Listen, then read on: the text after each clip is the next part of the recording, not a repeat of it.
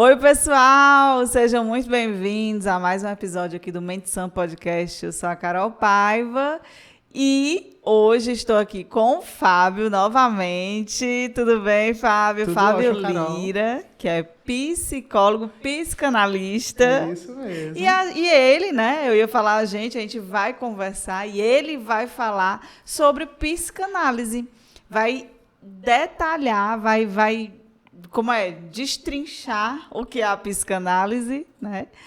E se apresente aí, né, para quem não assistiu os outros vídeos os passados. Tudo bem, gente? Boa noite. Boa noite, Boa Carol. noite. Meu nome é Fábio Lira, sou psicólogo, sou psicanalista, né? E você me convidou aqui pra gente conversar um pouquinho sobre psicanálise, né? Então vamos lá. O que é O a que é? psicanálise, É uma né? abordagem? Pronto. A psicanálise ela é uma abordagem, tá certo? Da psicologia, só que ela é mais abrangente. Porque quando Freud criou a psicanálise lá no século XIX, porque o que acontece é o seguinte: primeiro a gente precisa fazer uma narrativa histórica aqui, tá certo? Quem foi Freud? Primeiro, quem foi Freud, Porque né? tudo a gente fala, Freud explica, mas quem foi Freud? Freud foi o grande pai da psicanálise, né? Assim, Freud, ele era um neurologista e psiquiatra, tá certo? E na época em que ele começou os trabalhos no estágio dele de psiquiatria e neurologia, estava tendo um boom de mulheres neuróticas. O que eram essas mulheres neuróticas? Eram mulheres que do nada apareciam com paralisias, paralisia no braço, paralisia na perna e tudo mais. E não se tinha um porquê. Né? Por que essas mulheres do nada tinham esses processos? E realmente era assim, tipo assim, do nada. Acontecia alguma coisa na vida delas e elas ficavam cegas, Tá, mas aí sabe? neuróticas está falando, elas estão naquele grupinho. Para quem não assistiu, gente, tem o podcast aqui do Fábio falando sobre esquizofrenia, que ele fala dos grupos. Tem o psicótico, o neurótico e o perverso. Isso. Está falando neurótica desse grupo do neurótico? E, na verdade, quando eu falo neuróticas nesse sentido, não vai ser aquele neurótico que eu expliquei. Porque o que acontece é o seguinte: Freud ele vai pegar muitos vocabulários da medicina e vai dar um novo significado para eles. Nesse caso aqui, os neuróticos, as neuróticas, assim dizendo, eram as mulheres que a gente pode nomear hoje como mulheres, vamos dizer, ansiosas, depressivas, sabe? Só que nessa época não tinha essas nomenclaturas, então chamavam elas de neuróticas, certo? Então eram mulheres que ficavam sem visão, do nada paravam de enxergar, do nada paravam de andar. E não sabiam o que estava acontecendo com elas. Então começou um movimento na academia para entender o que estava acontecendo com essas mulheres.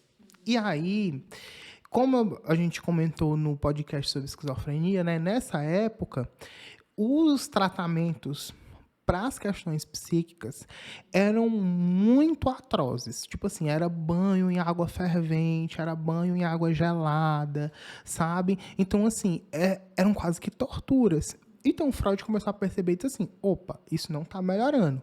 E ele começou a estudar mais afinco o processo da mente humana, deixando de lado um pouco o corpo. Então, ele foi atrás de Charcot para estudar a hipnose. Então, quando ele entrou em contato com Charcot e viu a hipnose, ele começou a perceber que mulheres que eram hipnotizadas pelo Charcot, elas melhoravam momentaneamente. Quem é Charcot? Charcot, na época, era um psiquiatra, era um psiquiatra também, só que ele estava trabalhando nessa linha de ele não chamava de inconsciente ainda. Ele trazia um processo era como se ele trabalhava com a hipnose, mas ele não tinha o conceito de inconsciente que a gente vai ter depois, certo?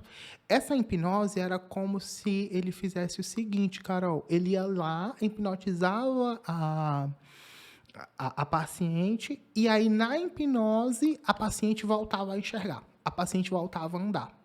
Só que esse efeito era um efeito temporário. E Freud começou a perceber que, opa, tem alguma coisa aí. Tem alguma coisa que vai além do corpo, que não tem a ver com temperatura, que não tem a ver com choques elétricos, não tem a ver com nada disso. Tem a ver com outros processos. Então, ele começa a pesquisar os sonhos, que aí é onde ele lança o primeiro livro dele, né? Que é o Interpretação dos Sonhos. Só que o Freud ele fica muito frustrado. Interpretação dos Sonhos é um sucesso, né? Todo mundo fala, é um bafafá. Só que não da forma como ele queria. Porque, na época, ainda se tinha um preconceito. A gente falou sobre a esquizofrenia num outro podcast, né? E falou que ainda hoje tem certos estigmas, né? E naquela época tinham muitos, e principalmente com sonhos, né? E aí o Freud... O livro, inclusive, foi condecorado como... Chamaram ele para o Prêmio Nobel de Literatura e ele ficou muito chateado porque ele dizia assim, olha, não é literatura, é ciências, né? Isso aqui eu estou tentando trazer um processo científico para isso. Posterior a esse processo, né, ele começou a perceber que nos sonhos, os sonhos traziam algumas questões, sabe? Questões importantes que eram que estavam diretamente ligados com a vida de vigília, com a vida acordado, certo? Então, dentro desse processo, ele começou a trabalhar com essa interpretação dos sonhos e, a priori, começou a trabalhar com hipnose também, certo? Até que uma paciente dele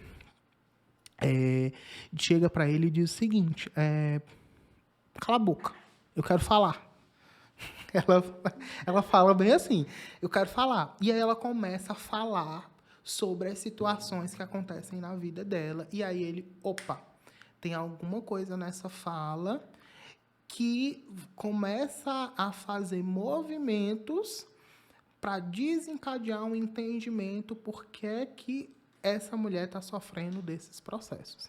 E aí é quando ele começa a ensaiar, Carol, 3 ensaios sobre a sexualidade, certo? Que aí é onde ele vai trazer a base da psicanálise, certo?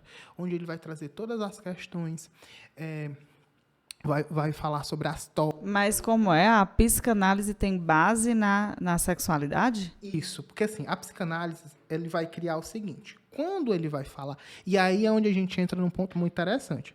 Você sabe que a psicanálise é a terceira ferida na humanidade, né? A gente tem 3 feridas na humanidade. A primeira ferida é quando Copérnico chega e diz que a Terra, o Sol não gira em torno da Terra. É o contrário, é a Terra que gira em torno do Sol.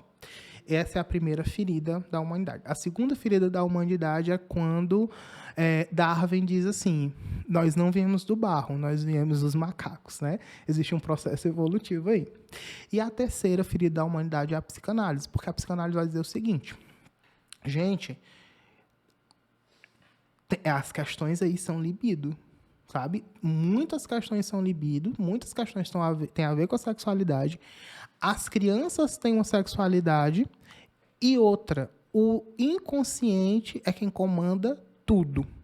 Não é o consciente. Ai, não, quem comanda a minha vida é o meu consciente. Não, Freud vai dizer assim, não, quem comanda a sua vida é o inconsciente, certo? E aí ele escreve a primeira tópica, né, que ele vai falar sobre essa questão do inconsciente, ele vai falar sobre a questão da sexualidade, que ele vai dizer o seguinte, que essas mulheres, elas criam esses processos neuróticos, né, dessas paralisias, muito por conta de um tolhimento social. São mulheres que são tolhidas na forma de falar, são tolhidas na forma de pensar, são tolhidas na forma de sentir prazer.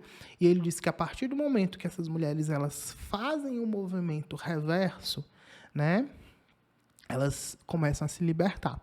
E aí esse movimento reverso é começar a olhar para suas questões internas. E muitas vezes se entregar a esse processo sexual, certo?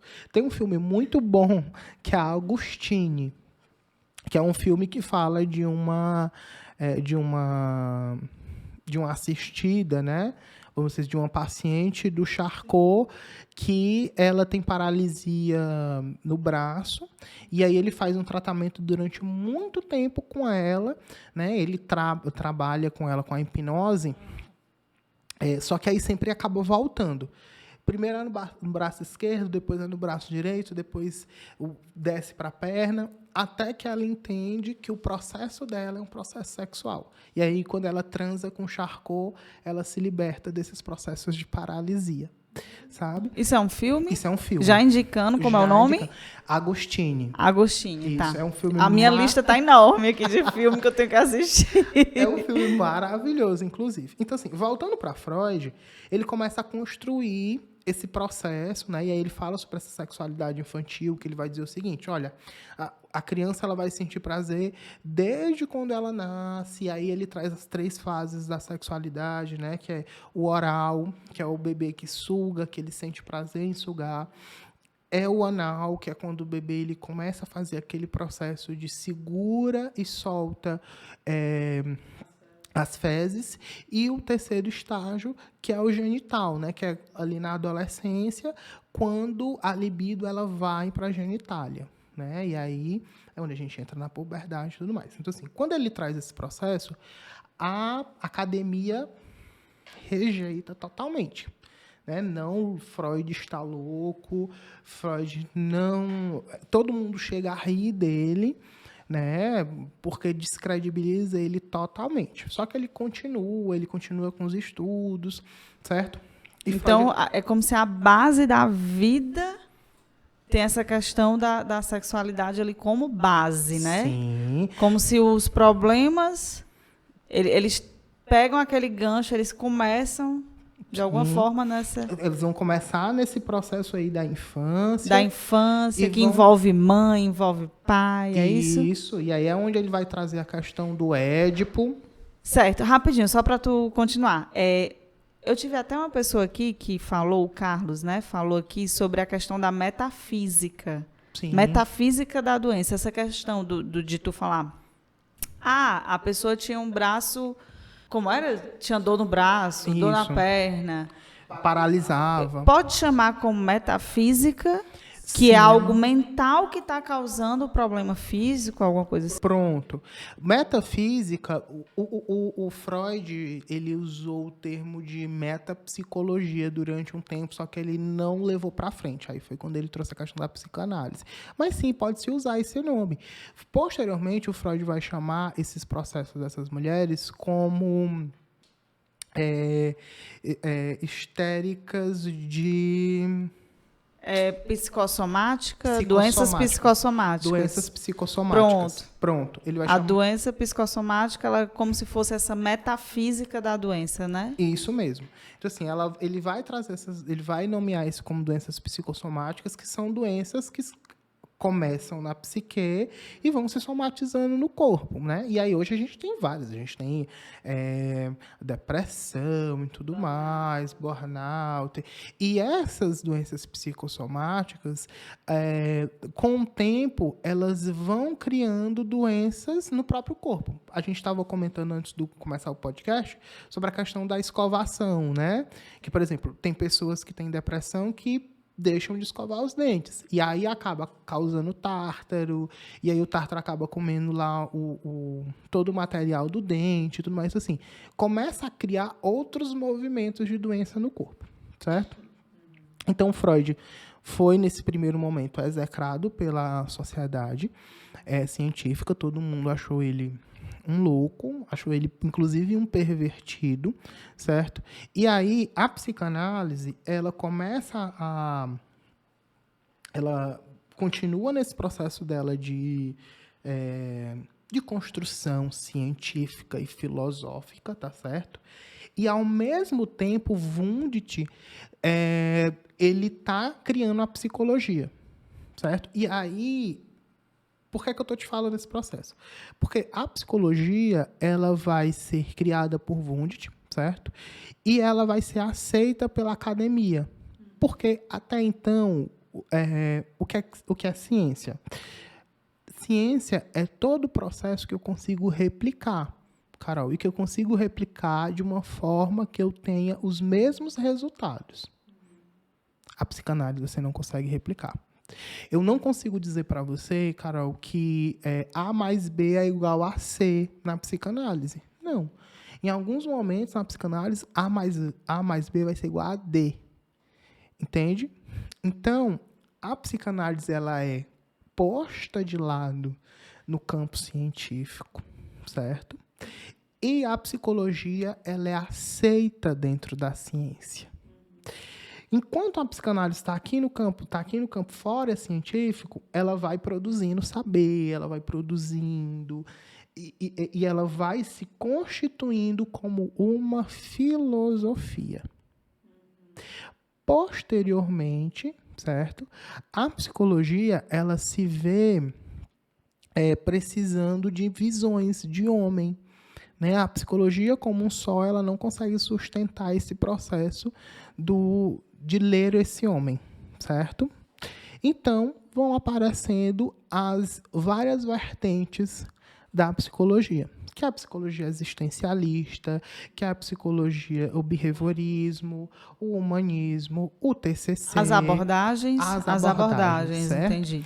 E aí a psicanálise ela vai conversar com essa psicologia, certo? E ela vai, vamos dizer assim, ela vai entrar em partes dentro desse know-how da psicologia, certo? Só que a psicanálise, como eu lhe falei, ela não está aqui sendo estruturada fora, como um campo filosófico, como um campo de saber independente. Até hoje, a psicanálise ela ainda é assim. Tanto que para você ser psicanalista, não necessariamente você precisa ser psicólogo. É diferente de você ser existencialista, é diferente de você ser da TCC. Necessariamente você precisa ser psicólogo para você fazer uma pós-graduação nessas áreas. Mas a pessoa, para ser psicanalista, ela tem que ser da área da saúde? Não. Eu, como cirurgiã dentista, eu posso virar psicanalista? Pode, a gente tem, porque a psicanálise, como eu falei, ela vai ser criada, ela vai ser estruturada como esse campo filosófico. Ah, é mais como se fosse uma filosofia, né? Isso. E aí, o sujeito que, por exemplo, eu quero ser psicanalista. Então, assim, você tem que buscar uma boa escola de psicanálise e você tem que se associar a essa escola, certo? Ai, não, mas eu fiz psicanálise numa escola, sei lá, num curso de 6 meses. 6 meses intensivos sendo psicanalista. Não, você não é psicanalista. Porque Freud vai deixar muito bem amarrado esse processo. Ele vai dizer assim, olha, para você ser psicanalista, você tem que passar por 3 processos, Carol. O estudo, a supervisão e você tem que ser tratado. Você tem que fazer... Você tem que fazer psicanálise. Você tem que ir lá e ser tratado por outro psicanalista. Olha que interessante. Por quê? Porque para me trabalhar com as suas questões, eu preciso estar com as minhas questões resolvidas, ou minimamente resolvidas, para mim não misturar. Tem uma série maravilhosa no Globoplay que é Sessão de Terapia, né? E aí ela vai falar muito sobre esse processo. A primeira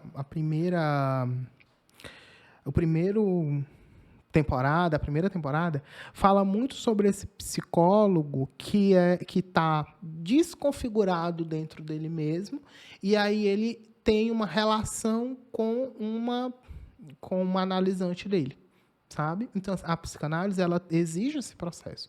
Você precisa estar estudando, você precisa estar criando material dentro da psicanálise e você precisa estar fazendo sua análise, entende? Então, assim, qualquer pessoa pode ser? Sim, mas se passa por um processo rigoroso. Por exemplo, tem escolas de psicanálise que você tem que pagar uma taxa, que não é uma taxa barata. Você faz uma carta de intenção e aí o conselho vai ler sua carta de intenção, vai ver se você está apto a fazer parte e aí depois disso ainda faz uma entrevista para saber se você está apto mesmo. E aí só depois que você entra para estudar e depois de um tempo é que você pode se nomear como psicanalista, certo? Então, assim, tem toda essa construção aí, certo? Mas você como psicólogo, você fez a faculdade de psicologia. Isso. E a psicanálise foi uma pós-graduação. Isso. Mas essa pós-graduação é a mesma que uma pessoa que não fez a faculdade de psicologia poderia fazer? Sim, é a mesma, certo? Hoje eu faço parte do campo lacaniano, né? Eu já fiz parte, eu digo que hoje eu faço parte, mas é tipo como se eu tivesse um pé dentro e um pé fora, porque eu já faz um tempo que eu não vou tão assíduo como eu ia antes, certo? E aí o que é o campo lacaniano de Fortaleza? É o processo que você faz todo esse processo que eu trouxe, né? De se apresentar, de pagar as mensalidades. E aí você começa a estudar Lacan com eles, certo? E aí, Lacan foi posterior a Freud, certo? Porque, assim, Freud ele criou a psicanálise, certo? Ele estruturou a psicanálise, deixou a psicanálise bem redondinha, bem bonitinha. Posteriormente a Freud, veio os pós-freudianos, né? E aí a gente tem Lacan, tem Melanie Klein, tem Winnicott, que vão contribuir cada um na sua área, certo? O Lacan ele é o mais expressivo depois de Freud, porque ele vai trazer contribuições muito interessantes. Por quê? Porque ele vai fazer releituras de questões que o Freud trouxe, só que para a atualidade, porque o Lacan ele é quase nosso contemporâneo, certo? Ele faleceu e não me lembro agora, mas ele faleceu bem depois do Freud, sabe? Ele já era um homem da contemporaneidade, então ele traz muita questão dentro do hoje, certo? E dentro desse processo todo, então assim, eu fiz parte durante um tempo do campo lacaniano e hoje eu estou com um pé dentro e um pé fora, porque eu não estou mais indo tanto às reuniões. Mas assim, quem é que está lá? Lá tem estudante de psicologia, lá tem psicólogos, lá tem psiquiatras, lá tem arquitetos, lá tem enfermeiros. Porque a psicanálise, Carol, está em todos os lugares, certo? Se você parar para pensar, vai ter psicanálise dentro de um filme, vai ter psicanálise dentro... Porque a psicanálise, quando a gente fala da psicanálise como filosofia, a gente fala desse processo dela ser mais profunda. Não dizendo que a psicologia não é profunda, não é essa a questão. Mas eu digo no sentido da estrutura. Quando a gente vai falar, por exemplo, tem certas séries, tem certos filmes que você diz assim, poxa, essa tem um fundo ali muito psicanalítico. A gente tem um filme maravilhoso que é Mistérios da Carne. Ele é um filme extremamente pesado, ele vai falar sobre abuso sexual na infância, né? E assim, o que é que o abuso sexual ele vai... Quais são o desenrolar desse abuso sexual na sua vida adulta. E é um filme muito bacana, e aí você vê um olhar de psicanalista ali dentro. A gente vai ter dentro da psicanálise muitas pessoas. Fábio, todo psicanalista ele vai efetivamente estar dentro da análise, né? Ele vai atuar como psicanalista dentro da análise, né? Com o seu consultóriozinho. Não. Muitas vezes tem pessoas que fazem psicanálise para levar para os seus campos de trabalho, para ter um olhar mais apurado na literatura, para ter um olhar mais apurado no cinema, para ter um olhar mais apurado no marketing, sabe? A gente vai encontrar também líderes religiosos que fazem psicologia também, sabe? Para ter esse olhar mais profundo sobre a alma humana. Ou seja, para conhecer melhor as pessoas e o comportamento das pessoas, né, Fábio? É isso mesmo. Então, assim, a psicanálise ela é bem nesse sentido, ela é bem democrática, sabe? Ela vai fazer esse movimento, que é um movimento muito bacana.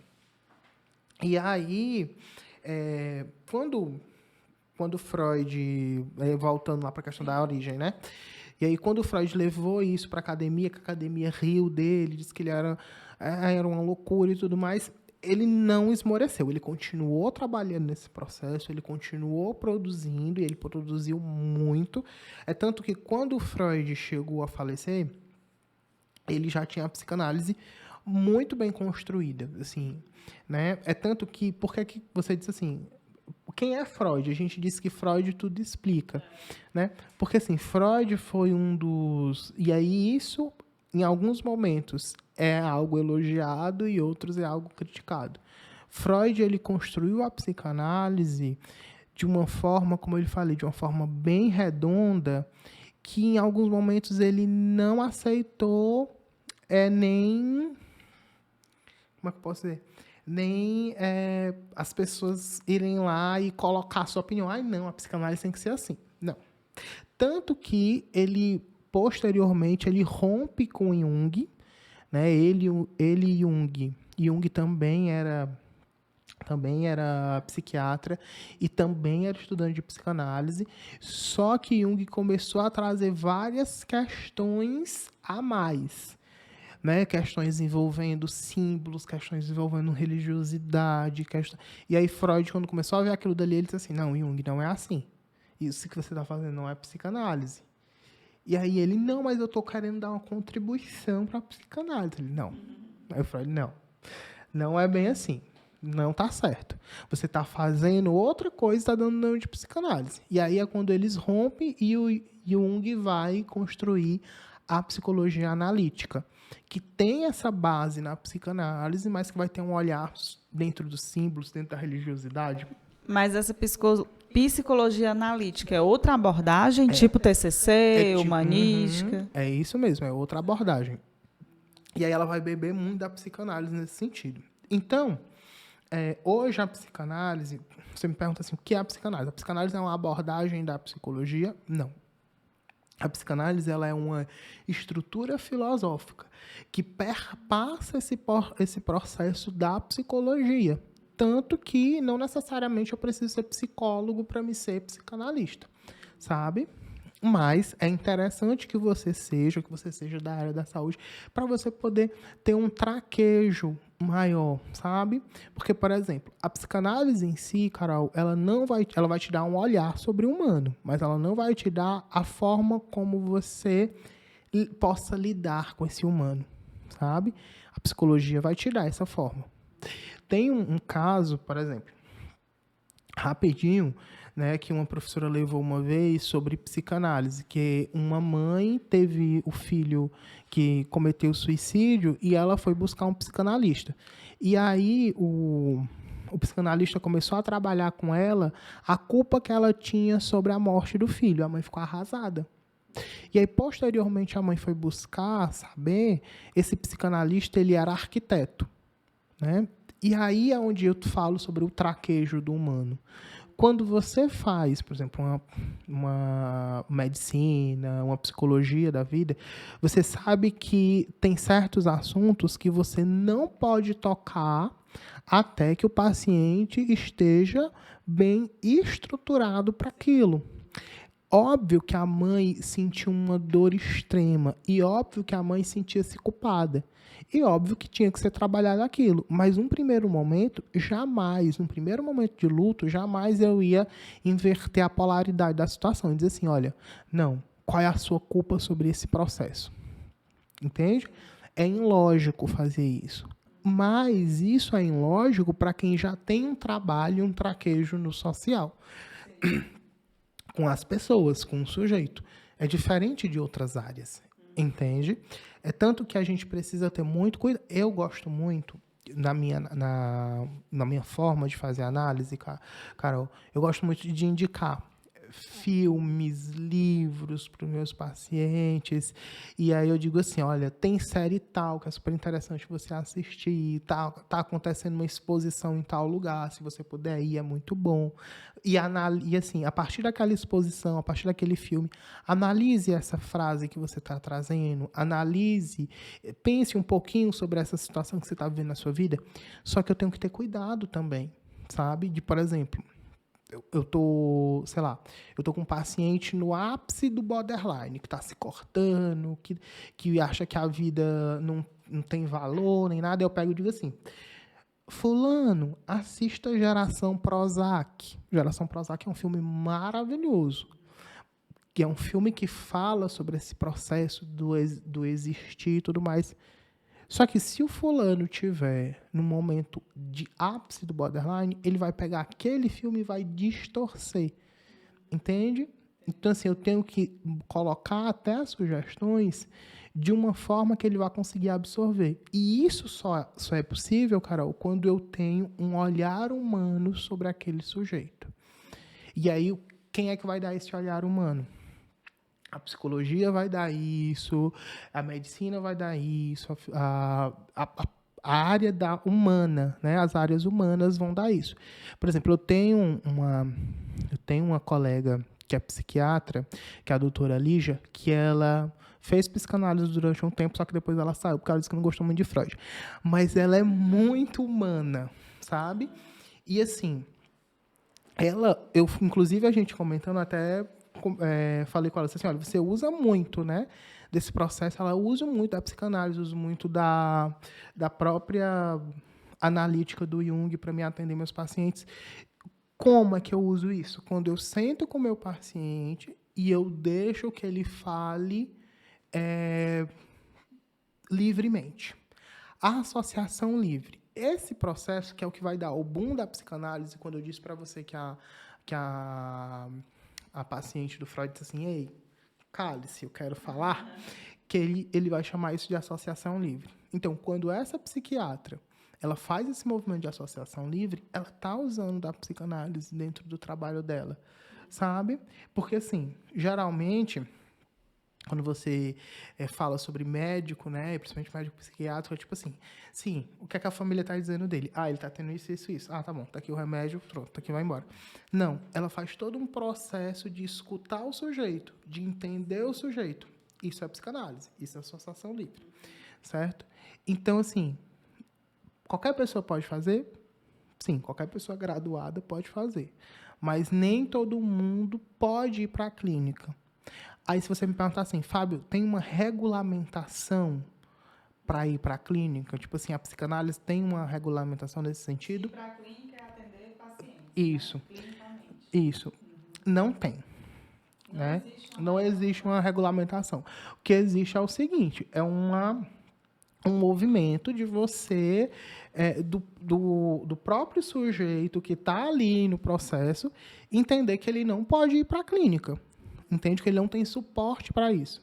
Porque, assim, Carol, a gente acha... Eu lembro que eu já ouvi muito isso. De que, assim, não, psicologia é só conversar, psicanálise é só você sentar lá e conversar. Só que não é. É muito pesado. O que o outro traz e o que o outro entrega para você nos seus braços, se você não conseguir discernir, Carol, o que é seu, o que é do outro, acaba se tornando assim algo extremamente pesado. E a pessoa que está ali, né, o psiquiatra, psicanalista? Gente, é porque o horário, vocês nem sabem que hora são. O psicanalista, ele pode até dar respostas, como esse exemplo que você falou, né? Pode falar coisas para o paciente que não deveria falar e atingir esse paciente seriamente, né? Sim, pode atingir causando seriamente. Muitas consequências, né? Sim. A gente falou no outro podcast sobre a esquizofrenia, né, e tudo mais, e assim, o que é que pode romper esse processo? Uma fala desadequada também pode ser uma ajuda para esse processo de desregulamentação do sujeito. Carol, então assim, é muito pesado você ir para a clínica. Não é fácil. A clínica não é fácil, certo? Então assim, hoje tem uma regulamentação? Não tem uma regulamentação com relação a isso. A gente bate muito da tecla, né, para ter um processo, para ter um conselho e tudo mais. Só que, assim, a partir do momento que a gente faz isso, a gente acaba saindo um pouco dessa vertente da filosofia, né, que é o grande mote da psicanálise. Até porque, por exemplo, se tivesse regulamentação, a gente não encontraria, tipo, cursos de 6 meses. Em 6 meses você é psicanalista. Você coloca em risco você e o outro.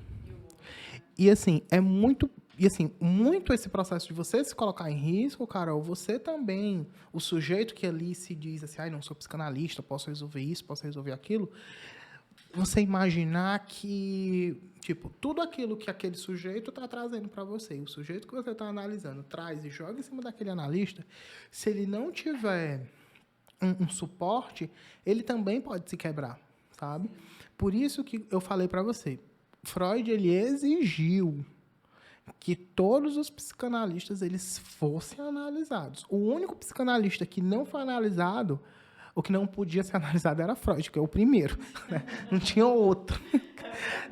Mas os outros posteriores todos, porque assim, você imaginar, tinha um professor na universidade que eu fiz psicologia, na Unifor, que ele falava o seguinte: o psicanalista é a privada do mundo. É onde o sujeito ele vai jogar tudo que o mundo não consegue absorver. O psicanalista tem que absorver. Então, você imaginar que você vai ter que absorver tudo daquele sujeito, né? E de uma forma a, inclusive, dar uma devolutiva para ele em alguns momentos. Então, assim, isso é muito pesado, sabe? Isso é muito intenso. Então tem que ter muito estudo, muito preparo e muito autoconhecimento e muita terapia, né? E muita terapia. Tem que ter... Para poder ser psicanalista, né? Você precisa... Não é fácil. Não é fácil. Você precisa estar muito seguro né? em muitos processos. Certo. Aí, Fábio, em relação a... Eu queria fazer 2 perguntinhas para a gente finalizar, né? Em relação aos atendimentos, como é... Né? Como essa questão do atendimento clínico, quando é que a pessoa vai para esse divã, o que é o divã, né? E quando é que a pessoa deita nesse divã. Posso dizer deita? Pode. Deita, né? E eu queria que tu desse uma explicação assim, não sei se resumida, não sei se vai dar, né? Mas essa questão dessa base na sexualidade. E dar exemplos de o que foi que aconteceu em determinado momento que aquele sujeito, que eu já estou aprendendo com ele, viu, gente, sujeito, que aquele sujeito começou que aquele sujeito começou a apresentar, na verdade, algum transtorno, algum distúrbio, alguma coisa. Pronto. Sobre a questão da análise em si, né? Geralmente no consultório do psicanalista vai ter 2 poltronas, tá certo? E o divã. Por que vai ter essas 2 poltronas? As 2 poltronas é para as entrevistas iniciais. A gente não pode levar todo mundo pro divã, Carol, certo? Por exemplo, um esquizofrênico a gente não leva pro divã. Por quê? O divã, quando Freud pensou o divã, Freud pensou na seguinte forma. Isso, é como se fosse uma poltrona, isso. Quando Freud ele usou o divã pela primeira vez, qual era a questão? Ele queria quebrar esse movimento especular aqui, para que o sujeito ele se sentisse sozinho, porque ele tem que se sentir sozinho. O psicanalista, em algum momento, porque assim, dentro da análise, você vai jogar amor, você vai jogar ódio, você vai ver seu psicanalista como seu amigo, como seu pai, como seu confidente, como seu amor. Só que em algum momento você tem que neutralizar esse psicanalista. Esse psicanalista ele tem que ser o suposto... Ele tem que ser o objeto A, tem que ser um objeto neutro na sua vida. Porque a análise, basicamente, Carol, é o teu processo de você pensar sobre você e analisar sobre você. Porque se eu, como psicanalista, eu te dou as respostas de como é que você tem que viver sua vida, então não vou estar sendo analista, não vou estar sendo psicanalista, entendeu?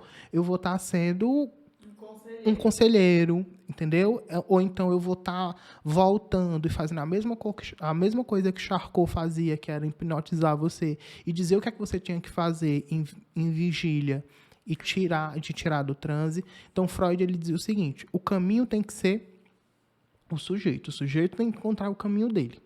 Então, esse sujeito tem que encontrar o caminho dele da seguinte forma: ele tem que falar e se ouvir. Então, quem vai para o divã? Primeiro tem as entrevistas iniciais e eu tenho que perceber se o sujeito suporta estar sozinho. Porque ele vai deitar lá e geralmente o divã fica numa posição e a cadeira do analista vai ficar atrás ou de lado, para que o sujeito ele não enxergue o psicanalista, para que ele fale e ele se escute. E o psicanalista ser só aquela vozinha assim lá de fundo. sabe? Como se fosse um grilinho, dizendo assim, repense, pense de novo essa sua fala, pense de novo esse seu processo. Porque quem tem que encontrar o caminho, Carol, é o analisante. O analisante, no caso, é o sujeito que está ali dentro da análise, certo? Não é o psicanalista que tem que dizer, olha, você tem que fazer isso, você tem que fazer aquilo. Sobre a sua segunda pergunta, por exemplo, vou citar aqui um exemplo, como eu lhe falei. Na psicanálise não existe A mais B igual a C, certo? Mas, por exemplo, uma questão que que acontece muito. Por exemplo, a criança ela tem um processo de mamar interrompido por alguma questão. A mãe não quer dar de mamar, ou tem dificuldade e tudo mais. Não é algo que vai acontecer, assim, A mais B igual a C, como eu falei. Mas essa criança que perdeu esse processo do mamar, perdeu esse processo da sucção, ela pode crescer como uma criança que num processo de adulto, ela tenha um movimento, uma carência nesse processo do oral. Então, assim, são pessoas que estão mais propensas à obesidade, a beber, a usar álcool, a usar cigarro, entendeu? São pessoas que têm esse processo aqui da boca como um processo de prazer muito grande. É como se estivesse estacionado nesse processo. É como se ela não tivesse vivenciado aquilo que ela tinha que vivenciar. Isso. Uhum. Que era Porque, assim, quando tu fala a questão da sucção, tu tá falando também a questão do contato com a mãe, o suporte, o carinho, aquela troca. Sim, porque não é só a sucção em si, né? Da boca, uhum. é toda aquela... É todo o conjunto. O conjunto, né? Porque, assim, é uma ligação, né? O bebê, ele se liga à mãe. A mãe, ela se torna a produtora de vida pós-útero para aquela criança, né? É a que está dando alimento e tudo mais. Então, assim, todo esse processo, o mamar, né? O processo de mamar é muito bonito, né? Eu digo isso que é muito bonito, mas eu sei que para vocês é muito doloroso. A criança morde, né? A criança rasga o peito. Então, assim, mas é bonito no sentido de que é uma ligação, é um vínculo que você tem com seu bebê, sabe? Que isso, simbolicamente, vai mostrar para ele o seguinte, olha, você tem um lugar, você tem um processo que... Você tem um lugar que seguro, você tem um processo a qual você pode se segurar sempre que você precisar, você é importante, você tem uma importância na minha vida, eu estou te dando um néctar da vida, entende? Então, assim, o mamar ele é muito importante, sabe? Não só para a questão da situação do alimento, mas com uma conexão com a mãe também. Se isso não tem, ou se isso é interrompido de alguma forma, essa criança, na vida adulta, ela vai querer retornar para isso. Ela vai retornar como? Na bebida alcoólica, na comida, sabe? O prazer oral é pluralizado, sabe? Tem muita coisa ali, é como se fosse maravilhoso, sabe? E aí acaba deixando de lado outros prazeres. Certo? Uma outra questão também, por exemplo, quando a gente vai falar sobre o processo da evacuação do bebê, né? A depender de como você lida com esse processo da evacuação do bebê, o bebê, posteriormente, ele pode ter grandes traumas. Por exemplo, se você... essa criança, mais uma vez, tá aqui toda suja e tudo mais, né? Ai, que coisa chata. A criança começa a perceber o seguinte, opa, as minhas produções não são boas. Porque, assim, com a sua primeira produção, seu cocô. Então, assim, a partir do momento que, por exemplo, a pessoa que te ama, a pessoa que supostamente a tua base, olha para você e diz assim, poxa, cara, mais uma vez fazendo cagada. Você leva isso pra tua vida. Tem que trocar a fralda de novo. Mesmo quando ele sente isso. Mesmo quando o bebê é pequeno, Carol. Porque esse processo, sabe? É como Lacan vai falar, ele vai dizer que existe uma rede de significados e significantes que vão sendo criados no inconsciente do bebê, sabe? E aí, essa questão pode ser levada, ele pode levar para a vida toda. Pro resto da vida. Pro resto da vida. Sim, mas aí tu falou em relação a... Ele fez o cocôzinho lá, né? Aí foi repreendido pelo pai, pela mãe, pelo cuidador, né? De novo. Aí tu falou que tem a ver com produção, Sim. o que ele faz na vida. O que ele faz na vida, porque assim, se a minha primeira produção de vida é o meu cocô, se ele é execrável, se ele é ruim, eu vou levar isso para minha vida como um todo. Então, tipo assim, será que tudo que eu faço na minha vida é ruim? Sabe aquelas pessoas que tudo que fazem na vida, elas precisam estar sempre tendo uma aprovação do outro, uma certificação do outro? Muitas vezes, dentro desse campo, foram crianças que foram extremamente repreendidas com relação à produção fecal.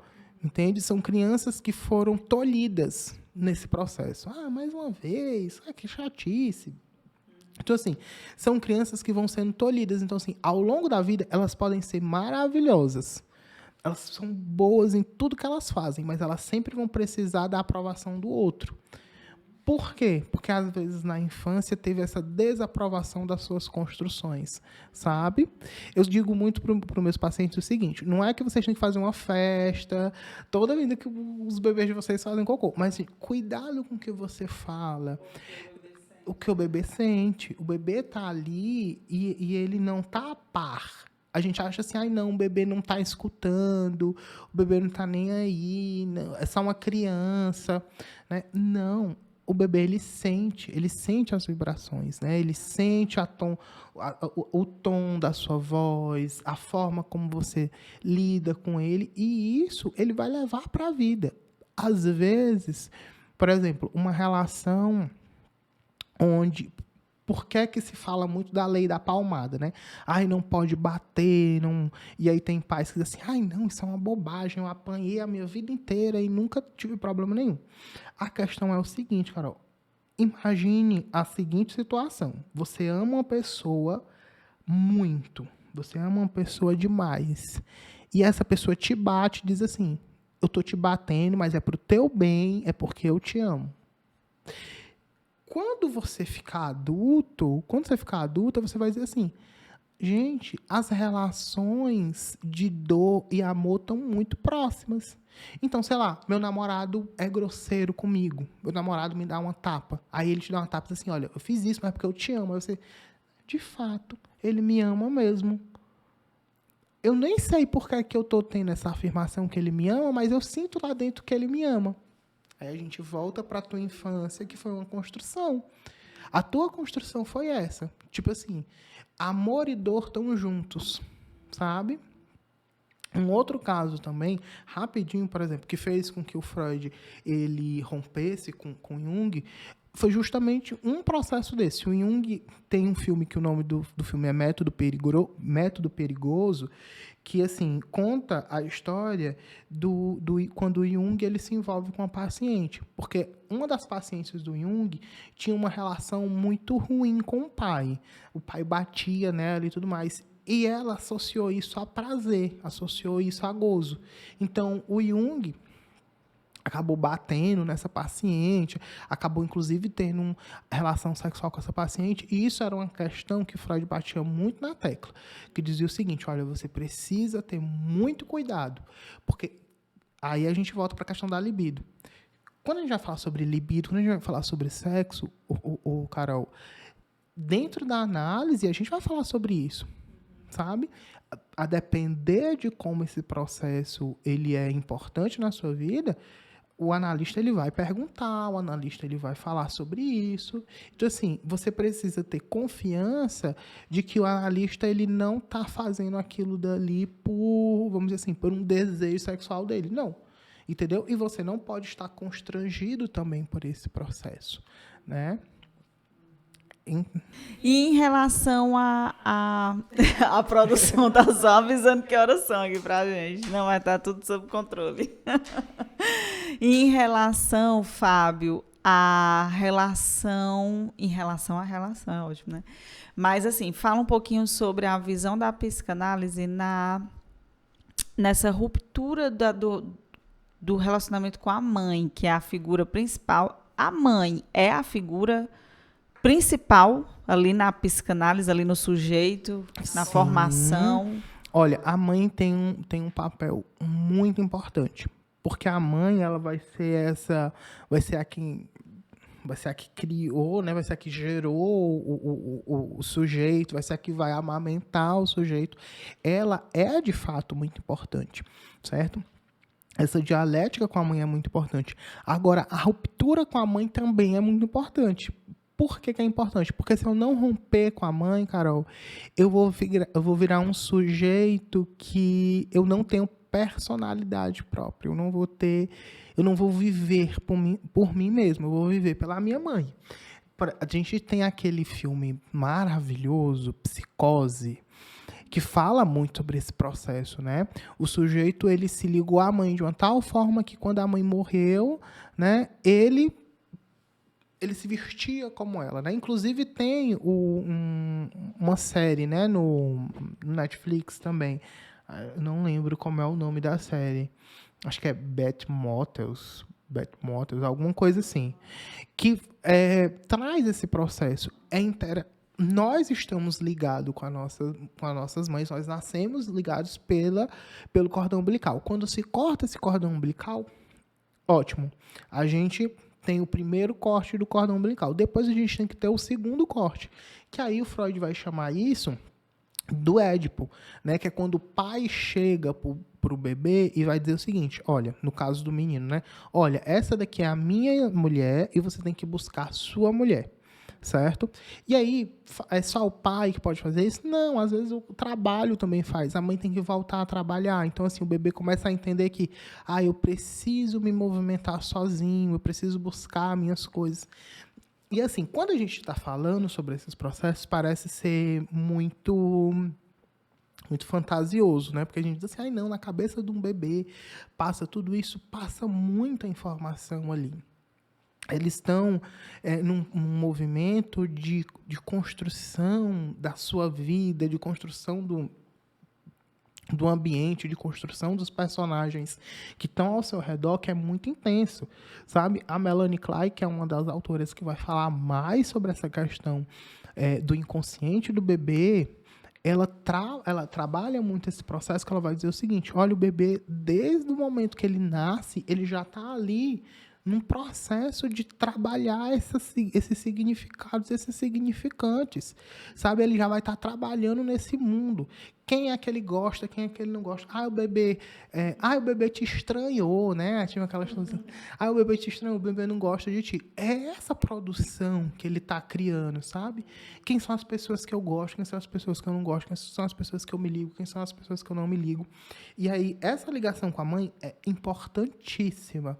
Mas é importantíssimo também esse processo desse desligamento no momento certo. Sim, mas assim, e também outra pergunta, né? Já puxando um gancho. Quando tem um problema na relação da mãe com o bebê, ali ou na primeiríssima infância, né, como é chamada, ou na primeira infância, quando tem essa relação ruim, que eu digo, né? Ou a mãe abandonou, ou não criou, ou a mãe dá mais atenção para o filho, para algum filho e deixou aquele bebê mais de lado. Não tem tanto amor, não tem tanta troca com aquele bebê, né? Quais são os impactos que vai acontecer na vida adulta desse? Olha, pode acontecer o seguinte, certo? Essa criança ela pode encontrar uma outra pessoa para ficar nesse lugar dessa mãe. Por isso que a gente tem, por exemplo, crianças que têm as babás como mãe, chamam às vezes as babás até de mãe, né? Hoje em dia eu não vejo tanto, mas, por exemplo, na minha época eu via muito esse processo, né? De, tipo assim, porque eu acho que hoje as mães elas tentam estar mais presentes, por mais que trabalhem muito. Mas, por exemplo, na minha infância eu via muito esse processo, de ter muitos colegas que chamavam a babá de mãe, ou tinham esse carinho, assim, extremo. Ou tem a avó, às vezes uma tia, sabe? Alguém que representasse esse processo. Então, assim, pode acontecer isso, como pode acontecer também... Sempre tem que ser uma figura mulher? Não necessariamente, porque o inconsciente ele não vai trabalhar com o processo de sexualidade, certo? Ele vai trabalhar com o processo de símbolo. Às vezes, por exemplo, é um homem extremamente carinhoso, que você vai ver como uma mãe, entende? E aí você, por exemplo, tem casas que os papéis são invertidos, né? Que a mãe é extremamente dura, extremamente fálica, é quem dá as ordens, e o pai é extremamente manso. O pai é quem acolhe, né? O pai é quem faz as vezes de mãe. Dentro do inconsciente não tem esse processo, certo? Ele não vai trabalhar com gênero, ele vai trabalhar com símbolo. Então, assim, pode ser, ele pode pegar um outro símbolo e pode colocar, ele pode pegar uma outra pessoa e jogar esse símbolo da mãe, certo? Agora, quando, por exemplo, ele não encontra nenhum símbolo, ele não tem nenhum símbolo, pode causar grandes problemas de rejeição. A pessoa ela pode se sentir extremamente rejeitada, e aí ela sente que ela não vale nada. Ou pode criar também uma revolta. Tem um outro filme muito bom que é Precisamos Falar sobre Kevin, que fala sobre esse processo, né? A mãe do Kevin, no início, nitidamente ela não queria a criança. Nitidamente ela execrava aquela criança, que aquela criança era como se, tipo assim, isso aqui, eu não quero isso. Isso é um estorvo na minha vida. E isso pode ter ajudado o Kevin a fazer o que ele fez, que ele cometeu um massacre na escola dele, né? Então, assim, todo esse movimento dessa ligação e desse apartamento com a mãe tem que ter um tempo muito...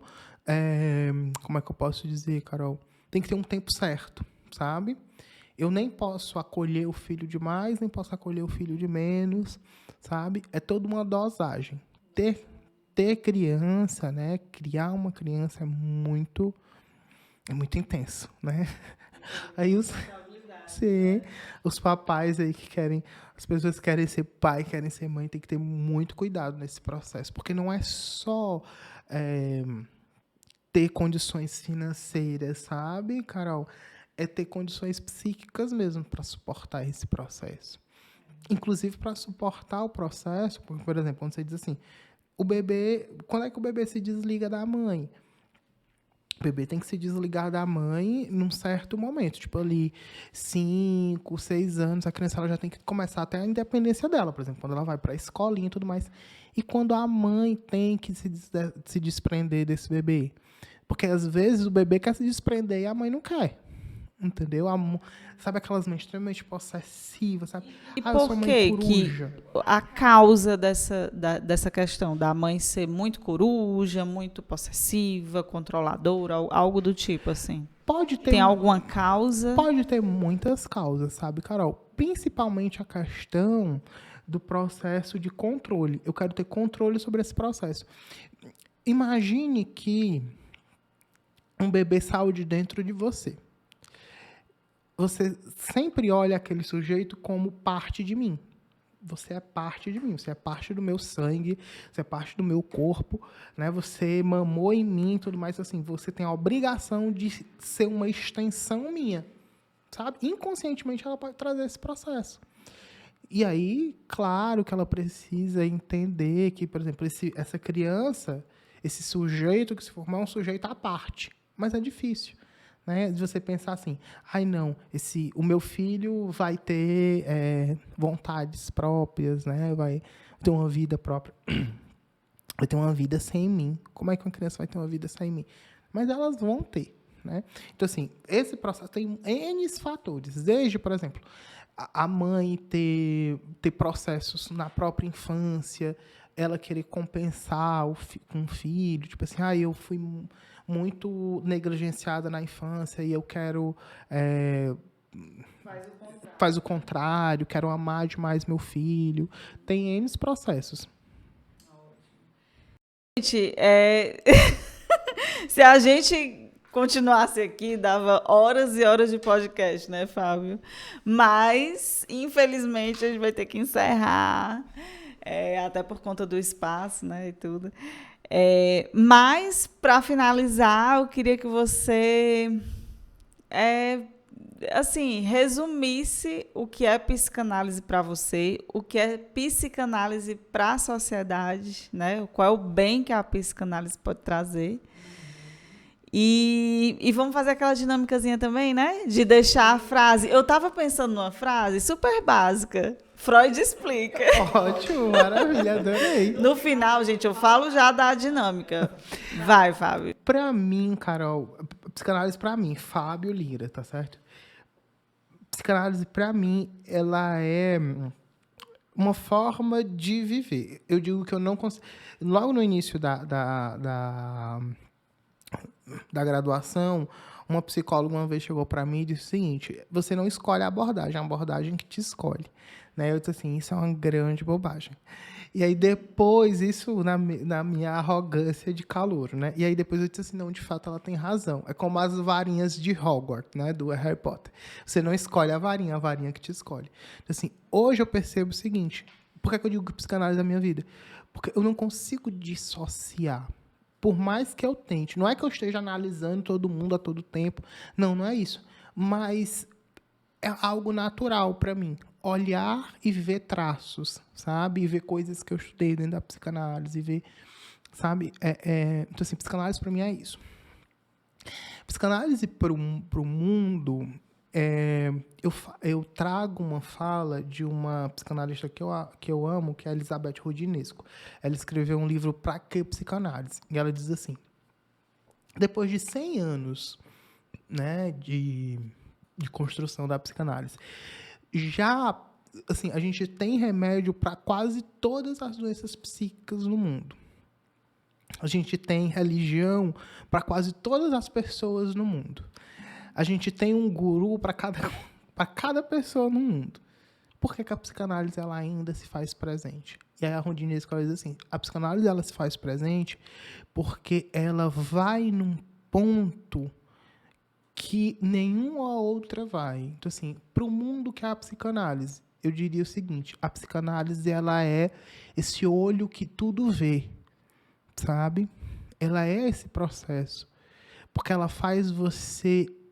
Quando você entra na análise, você passa a se observar de uma forma, Carol, que é inexplicável. Só quem faz análise consegue explicar esse processo de como... Porque, assim, tudo que você faz deixa de ser básico e você passa a observar, você começa a entender. Ai, gente, não é que o universo estava conspirando contra mim, eu estava só arranjando namorado em embuste. Eu é que estava procurando inconscientemente esses namorados em embustes, porque esse namorado em embuste às vezes parece com meu pai. Entende? Então, assim, é esse olho que tudo vê, né? Então, assim, eu diria que a psicanálise é esse olho que tudo vê, por isso que ela está sempre aí, mesmo depois de 100 anos, mesmo depois de tantas águas já terem rolado, ela ainda continua aí firme e forte. Olha aí. Então...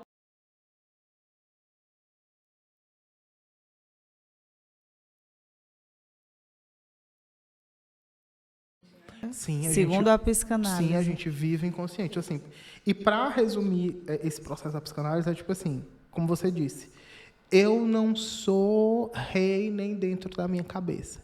Quem reina dentro da minha cabeça é a psicanálise. É o inconsciente. Gente, é o horário. Pois, Fábio, muito obrigada, tá? Vou deixar nas descrições o seu Instagram. O Fábio atende online, né? Isso, eu atendo online, atendo presencial aqui em Fortaleza, Ceará. Ceará, tá certo? E atendo online, né? O mundo todo, tá bom? Sim. E aí eu vou deixar os meus contatos com a Carol, ela vai listar lá abaixo, tá certo? Sim. E a nossa frase, né? Carol. Qual é que vai ser? Freud explica? Freud explica, né? Quem ficou até o final, coloca aí, né? Freud explica nos comentários. E podem fazer perguntas, né? Para um próximo podcast, quem sabe. Sim. Gente, ó, o Fábio já virou presença VIP carteirinha, então ele vai voltar, tá? Para fazer mais podcast aqui com a gente, porque é uma conversa aqui que não tem fim. É muito interessante, gente, muito legal. E é bom compartilhar isso com vocês também, né, Fábio? E não se esqueçam de se inscrever aqui, se você não é inscrito no canal, se inscrevam, ative o sininho, tá? E não esquece de deixar teu like e colocar, se você ficou até o final aqui, colocar a frase Freud explica, que a gente vai saber que você, né, absorveu tudo aqui, todo o conhecimento, né, Fábio? Com certeza. Pois, Carol, muito obrigado. Gente, um abraço para todo mundo, tá certo? Até a Muito próxima. obrigada, Fábio. Até a próxima.